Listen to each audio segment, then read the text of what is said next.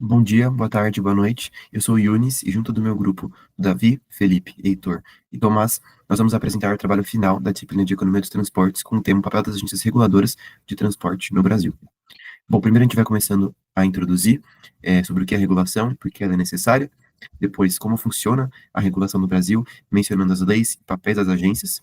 Depois a gente vai descrever quais são as principais agências reguladoras do país e suas funções e dar alguns exemplos também. Depois a gente vai explicar sobre os tipos de regulação aplicados especificamente aos transportes e também mencionar desafios atuais da regulação, é, incluindo assuntos como tecnologia e sustentabilidade. Por fim, concluir o trabalho. Bom, a regulação ela entra em jogo devido à imperfeição que existe no mercado dos transportes. Ele pode ter várias falhas, então a regulação entra justamente para corrigir essas falhas. Essas falhas têm que ser corrigidas porque elas são fontes de ineficiência do setor. A gente quer sempre que seja mais eficiente. Então, corrigir essas falhas é essencial. As falhas corrigidas são relativas a várias coisas, dentre elas monopólios. É, Se o monopólio não tem regulação, tem a tendência de ter preços abusivos e um serviço de uma qualidade que não é a ideal, um produto de uma qualidade bem desejável. Então a regulação entra justamente para controlar preços e definir o que são parâmetros mínimos de qualidade de um serviço, principalmente na área dos transportes. Também corrigir falhas associadas a externalidades. A externalidade importante porque a gente pode controlar ou influenciar escolhas para projetos, por exemplo. Influenciar que existam escolhas mais eficientes, escolhas mais tecnológicas, mais sustentáveis. Por isso que é importante controlar também a externalidade. E também aplicar medidas que geram a equidade social. Por exemplo, estimular que uma rede de transporte esteja ao alcance de áreas mais remotas, mais periféricas, e também que possua uma tarifa de valor acessível. Ou seja, mesmo que não seja lucrativo essas etapas, essas características da rede de transportes, é interessante que tenha uma influência, que tenha uma obrigação que isso aconteça justamente pela equidade social, para a gente atingir mais pessoas possível. Quais são os órgãos responsáveis? Pode ser qualquer órgão, desde que ele seja um órgão que a gente chama de externo, que ele não está envolvido de forma direta nas atividades a serem reguladas. Usualmente, esse órgão é o governo. O Estado, então, como um órgão regulador, ele pode banir comportamentos abusivos, principalmente escolhas de preço e de serviço, e também escolhas que não são sustentáveis, por exemplo, promover o bem-estar social, que tem muita ligação com o que eu falei anteriormente sobre equidade, mas também não só protege a população. Na verdade, o Estado ele trabalha como um grande mediador. Ele equilibra os interesses dos consumidores que vão ser usuários dos transportes, mas também do mercado, através de uma atuação indireta. O Álvaro Augusto Pereira Mesquita, na revista de Informação Legislativa, ele faz essa diferenciação. Ele difere o Estado regulador, que é esse que eu mencionei, que aplica que atua de forma indireta, de um Estado provedor, que intervém diretamente no mercado, através da produção de bens e serviços, e atua em monopólio ou em competição com a iniciativa privada. Essas duas modalidades do Estado não são opostas, não são antagônicas, podem coexistir, mas o Estado, como órgão regulador, sempre tem que ter essa atuação direta e uma atuação de mediação, uma atuação de equilíbrio. Olá, pessoal, eu sou o Tomás e eu vou dar sequência com o estudo da estrutura de regulação dos transportes no Brasil. Bom, o sistema de regulação dos transportes brasileiro, ele é composto por três componentes fundamentais. O primeiro seria um arcabouço legal, isso é um conjunto de leis, decretos, contratos e regulamentos. Esse arcabouço legal, ele define competências, por exemplo, a responsabilidade pela regulamentação de cada modal de transporte, com base nas entidades reguladoras existentes, que serão tratados posteriormente. Definem também direitos do usuário e do operador da infraestrutura, as obrigações do operador da infraestrutura e parâmetros operacionais do setor, como, por exemplo, a capacidade do modal e a velocidade de operação do modal. O segundo componente fundamental são as entidades reguladoras, que são responsáveis por aplicar essa base legal. Elas são autarquias em regime especial, e isso significa que elas possuem autonomia administrativa e financeira, apesar de realizarem um serviço de interesse do Estado. E, por fim, os instrumentos e procedimentos regulatórios. Eu trouxe como exemplo processo de concessão, fiscalização, produção normativa e monitoramento de desempenho. Esses instrumentos e procedimentos, eles asseguram a operacionalização prática da regulação, isso é, Eles asseguram que a regulação seja registrada e, de fato, realizada pelas entidades reguladoras. Agora, em relação à organização estrutural da regulação dos transportes brasileiros, perdão, bom, o Sistema Nacional de Viação ele é definido pela Lei 2.379 de 2011 e essa lei ela organiza toda a infraestrutura física, como por exemplo a classificação de rodovias, ferrovias, portos, aeroportos e hidrovias em federal, estadual e municipal, e também organizam toda a infraestrutura operacional, ou seja, definem as responsabilidades mencionadas anteriormente para cada agência em relação a cada modal.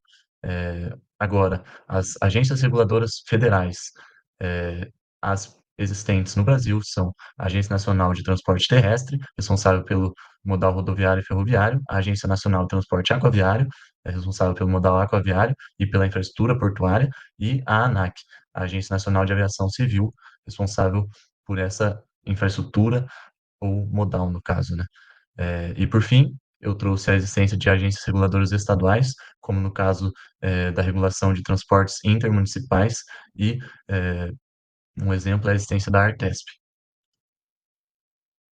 Um resumo da base de regulação do ponto de vista federal. Bom, do ponto de vista federal, a gente tem, então, o Sistema Nacional de Aviação mencionado, que é regido pela Lei 2.379, e os objetivos essenciais trazidos são dotar o país de infraestrutura adequada, garantir a operação racional e segura dos transportes dos bens, e promover o desenvolvimento social e econômico e a integração nacional.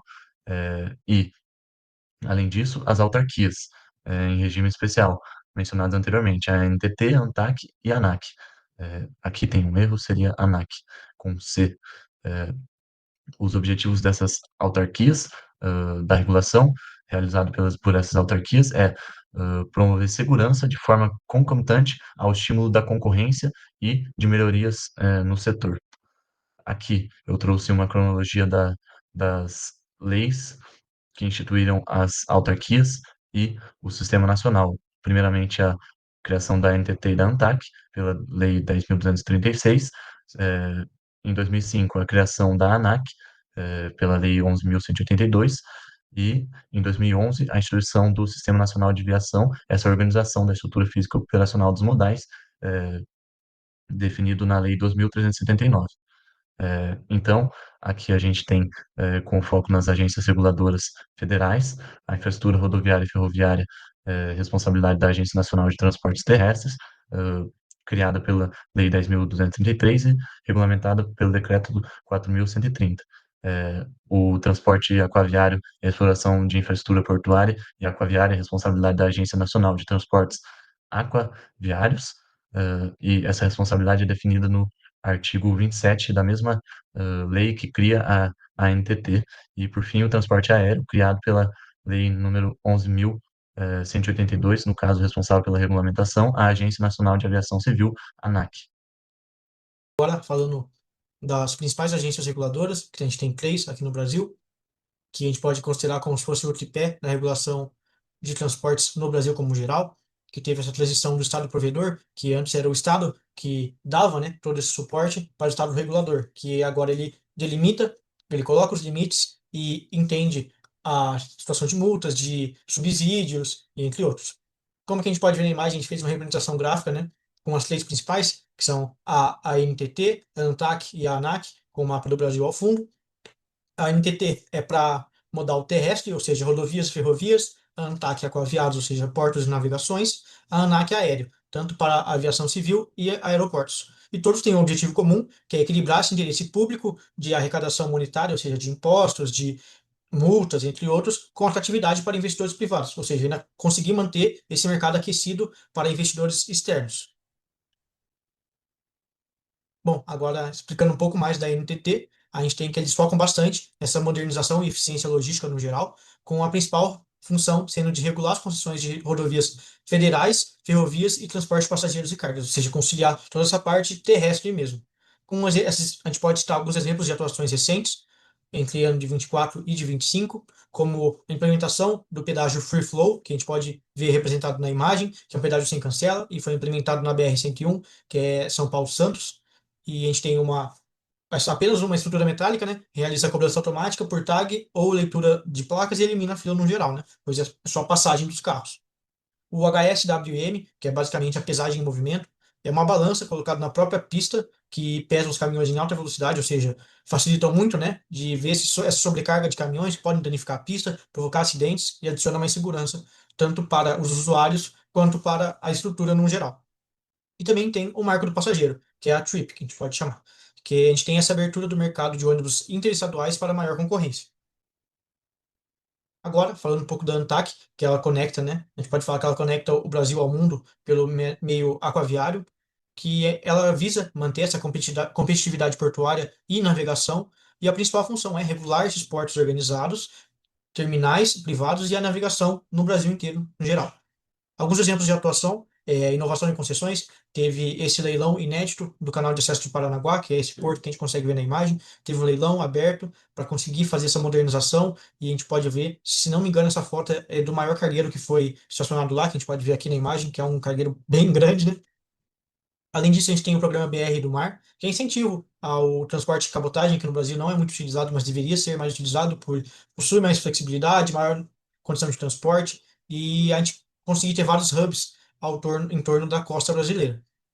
Com esse programa, a gente teve um crescimento de 12,5% na movimentação destes por cabotagem, de cabotagem em 2025, e a resolução de conflitos, ou seja, essa arbitragem administrativa para evitar regionalização e ver cobrança de subestadia de container, ou seja, o container fica muito tempo parado e tem essa cobrança, porque a gente sabe que não é fácil e nem barato ficar mantendo esses hubs logísticos para ter um buffer, né, de containers.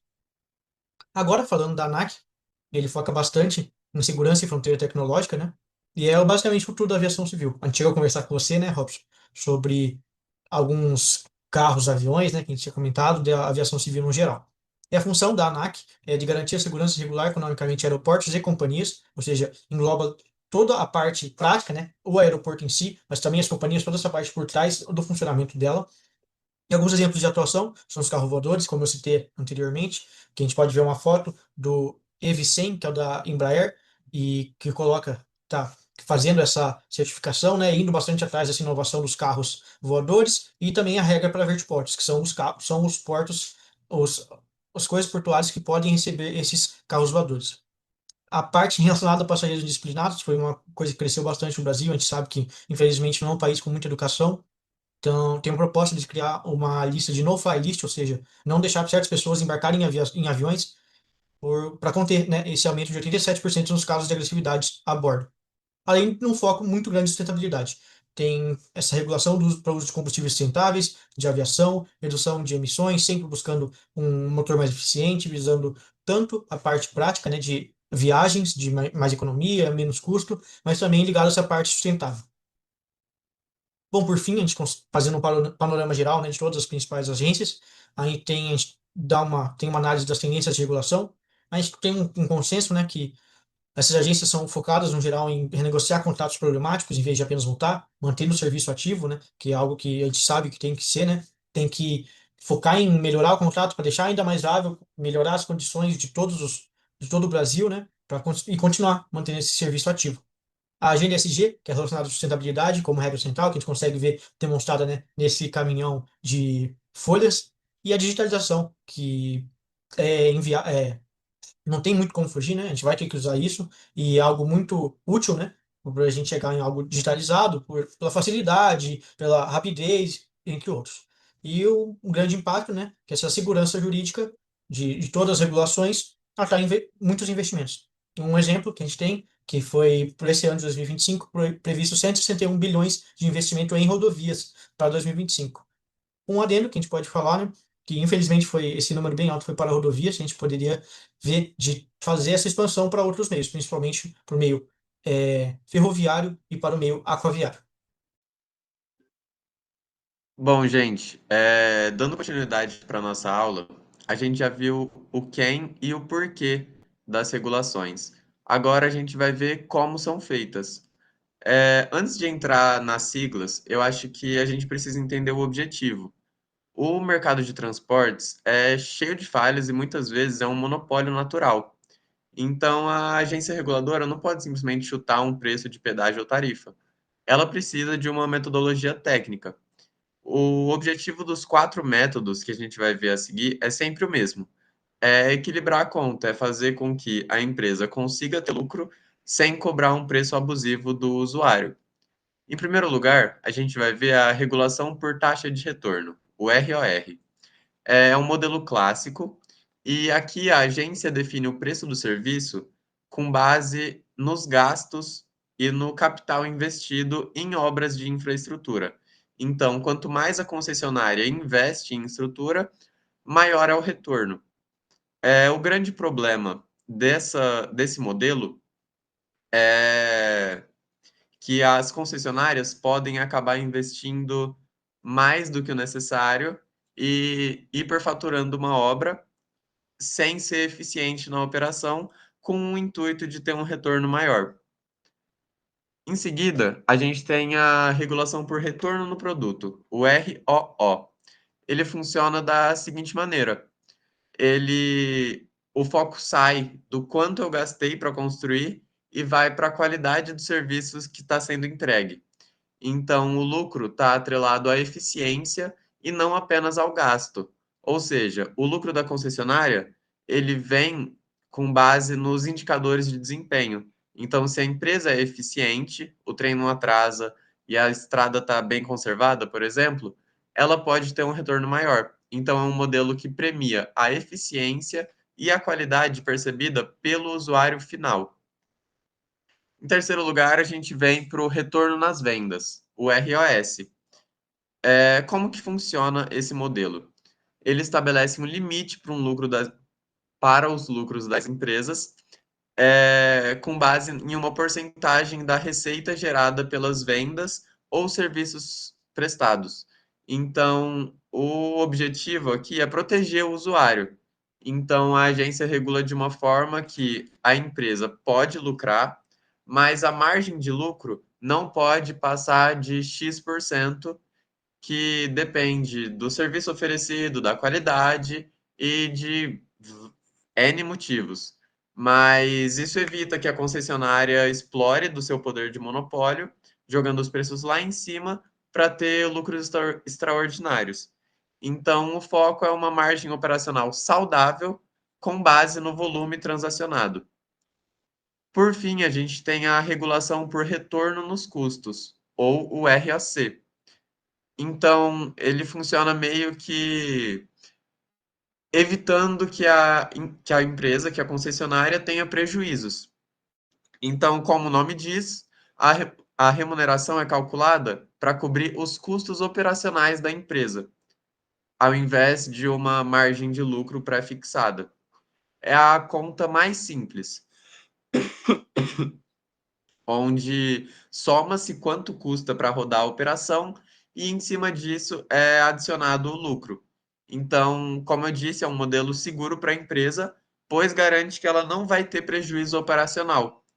Porém, o grande problema é que exige uma fiscalização muito forte da agência reguladora para garantir que a empresa não esteja inflando seus custos propositalmente.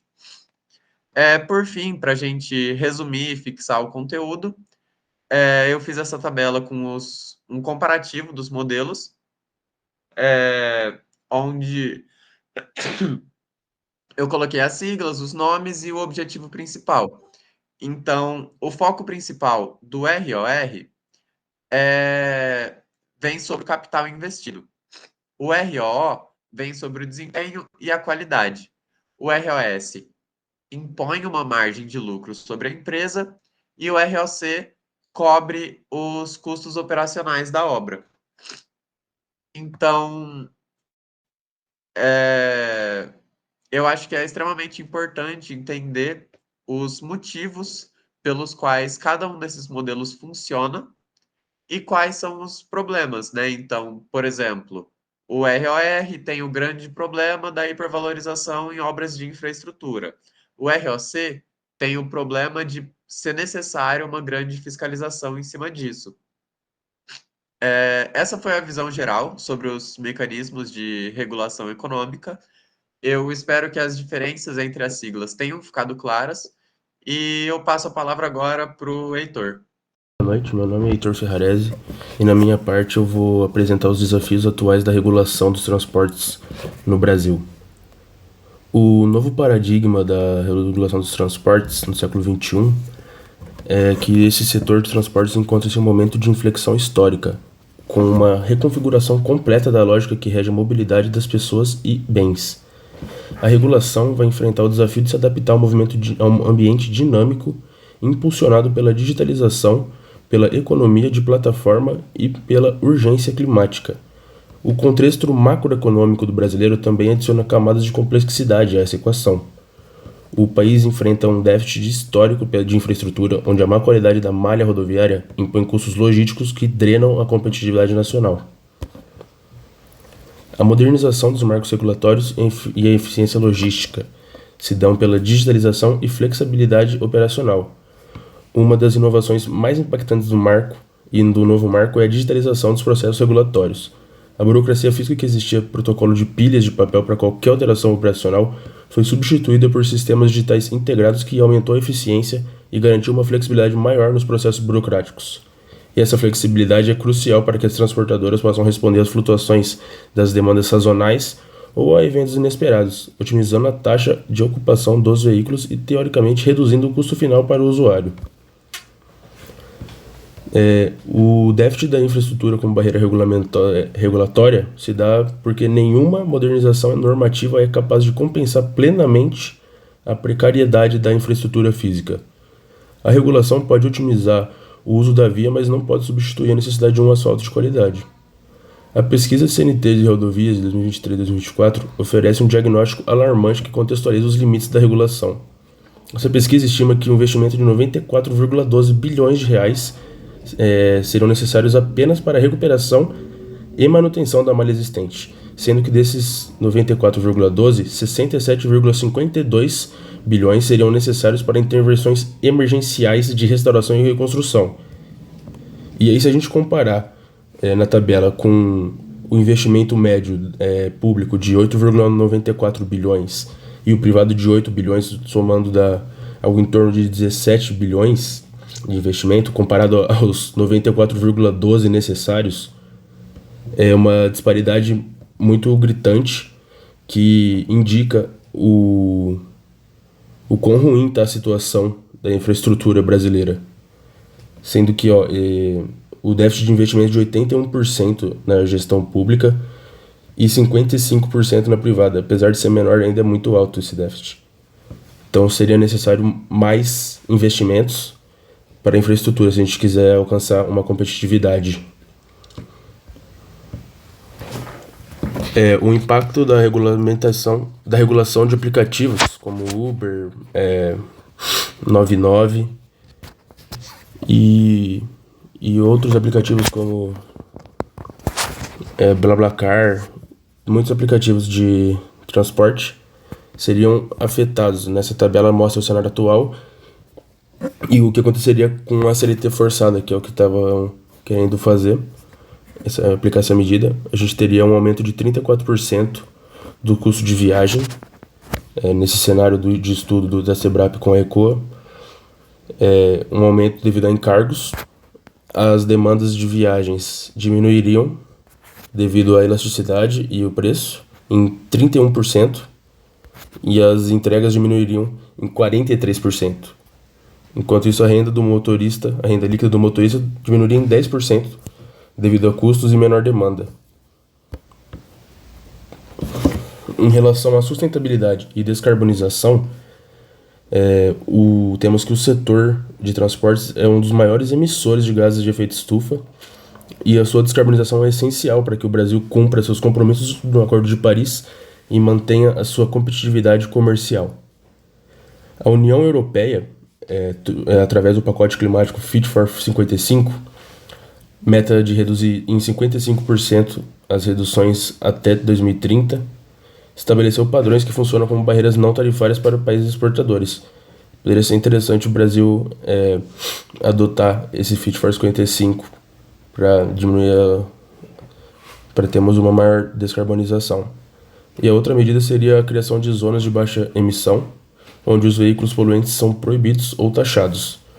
O desafio na implementação dessas ZBEs são que os carros que têm uma maior taxa de poluição são carros mais velhos, que por consequência são de pessoas que não têm tanto dinheiro, pessoas mais pobres da periferia. Então, eles teriam mais dificuldade em transitar nessas zonas, e eles têm que depender desse carro por falta de qualidade no transporte público. Então, uma maneira seria a gente aumentar o investimento no transporte público para que essas pessoas da periferia, as pessoas mais pobres, possam utilizar o transporte público como principal meio de deslocamento. E com isso a gente teria uma maior diminuição nas emissões de carbono. Muito obrigado. Esse foi o nosso trabalho final do curso de Economia dos Transportes.